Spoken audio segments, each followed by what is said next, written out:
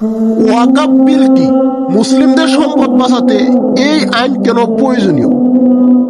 বিতর্কিত ওয়াকাফ বিল নিয়ে আপনি কি জানেন? কিছু রাজনৈতিক দল এর বিরোধিতা করছে, কিন্তু কেন?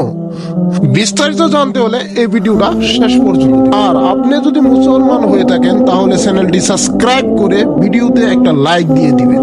ওয়াকাফ বলতে গেলে মুসলিমের তার পূর্বপুরুষে দান করা মাটি, যেখানে মুসলমানের মসজিদ, মাদ্রাসা, কবরস্থান এবং দরগা এগুলার দেখভাল করার দায়িত্ব মুসলমানই করতে হয়। ইদানিং বিজেপি সরকার ওয়াকাফ বিল নিয়ে আসলো, আর যেই বিলে যে মুসলমানের যে ওয়াকাফ বোর্ডের নিয়ন্ত্রণ আছে মুসলমানের হাতে, এই নিয়ন্ত্রণ অমুসলিমেও নিয়ন্ত্রণ করতে পারবো, অর্থাৎ মুসলমানের মাটি অমুসলিমও নিয়ন্ত্রণ করতে পারবো। আর এটা নিয়ে পুরা ভারতে মুসলমান সমাজে এক বিক্ষোভ পরিস্থিতি দেখা যায়। মুসলমান সমাজের মধ্যে এই বিলের জরিয়তে বিজেপি সরকারের মুসলমানের যে ধর্মীয় সম্পত্তি আছে, এই সম্পত্তির মধ্যে তাদের অধিকার সম্পত্তির মধ্যে অমুসলিমদের অধিকার প্রদান করছে। আর এটা মুসলমান সমাজ কখনো মানতে চায় না।